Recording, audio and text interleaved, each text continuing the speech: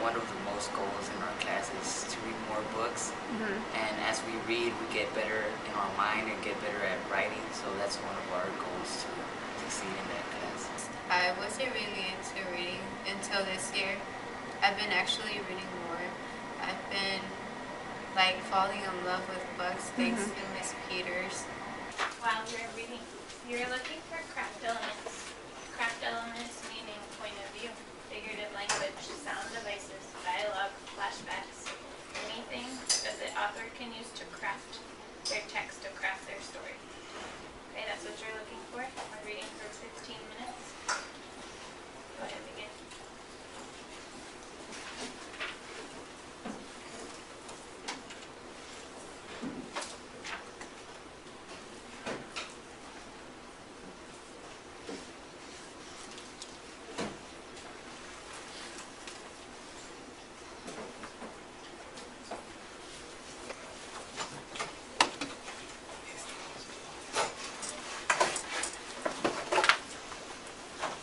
I think that the way she has everything planned in class and the way we just know each other in there, which like he said, we feel like a family. We know when it's a good time to all work together or work independently. Just something about Miss Peters' class that brought us together. Like how she influenced us to like love reading or like to learn what she teaches, so everybody comes together and learns what she's taught. Elements did the author use in the selection you just read? Why did the author use this element? You have lots of options for craft elements. Go ahead and take about 3 minutes using the sentence stems to record your answer. Raise your hand if you have a question.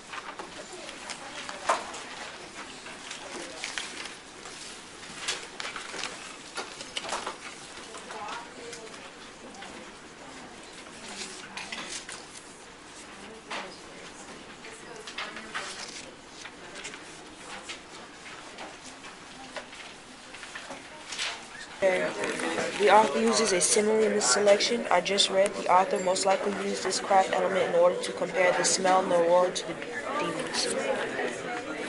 The author uses dialogue in the selection I just read. The author most likely used this to show Jocelyn's opinion on vampires in order to see if they'll get along. In order to see If they'll get along. if they'll get along, a conversation between the two. Very good. Thank you for sharing. It's really simple. Okay. Still can't read it. Persuasive appeals. What techniques, also known as craft elements, do authors use in a persuasive text? We're talking craft elements today. We looked at it in your reading. We're going to look at it in persuasion, a new genre. Ethos is an ethical appeal. It means they're credible. They're credible. It's a good source. You can trust them. Credible means trustworthy.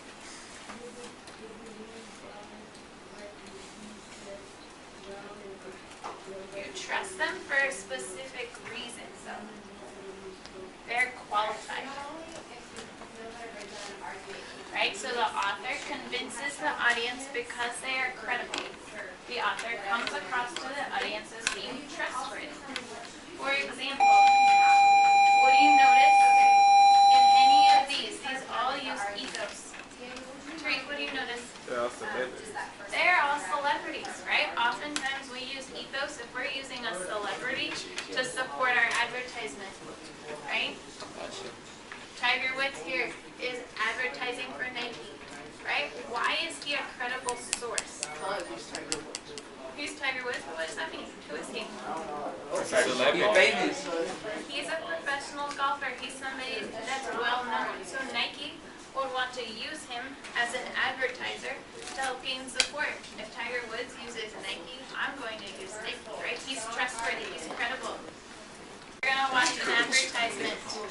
I want you to be able to complete the sentence stem. The advertisement uses ethos because. Advertisement uses ethos because. We're going to watch several video clips today in print ads. Commercials are hard to find, but in a lot of the text we'll be seeing on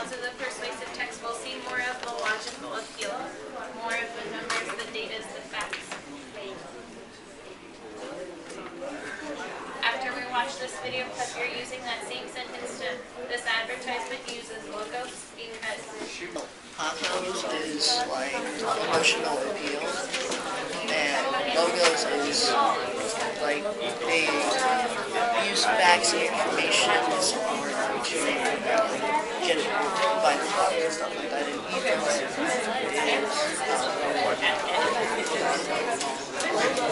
they use like celebrities and famous people and people you can trust to like present it. So now that we've seen it in videos, I'm going to tell you it's a lot easier in videos than in text, right? But in language arts, we need to apply everything that we're doing to the text that we read into to our lives, right? So you see these in everyday life. Our higher order thinking question all week, where do we see persuasion in everyday life? We see it in everyday life. Now we need to find it in the text that we read. So take out this paper from yesterday. Should the driving age be raised to 18?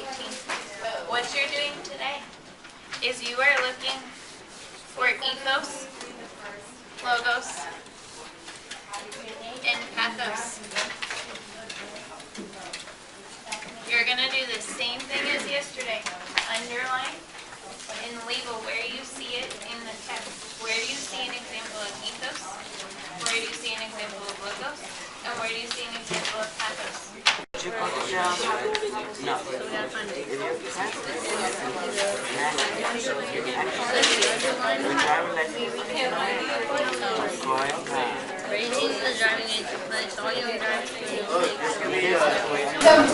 like them all already?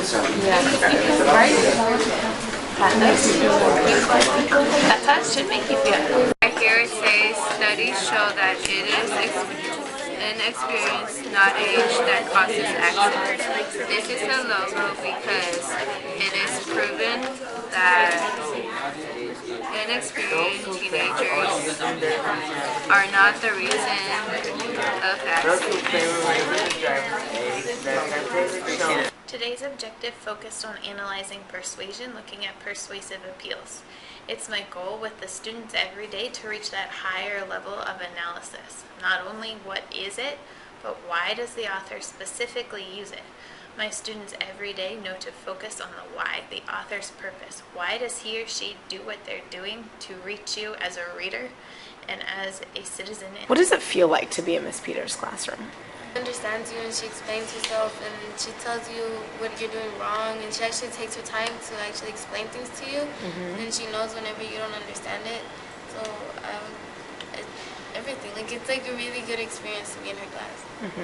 How do you feel when you're in Miss Peters' classroom? Family, because everybody understands each other, respect each other.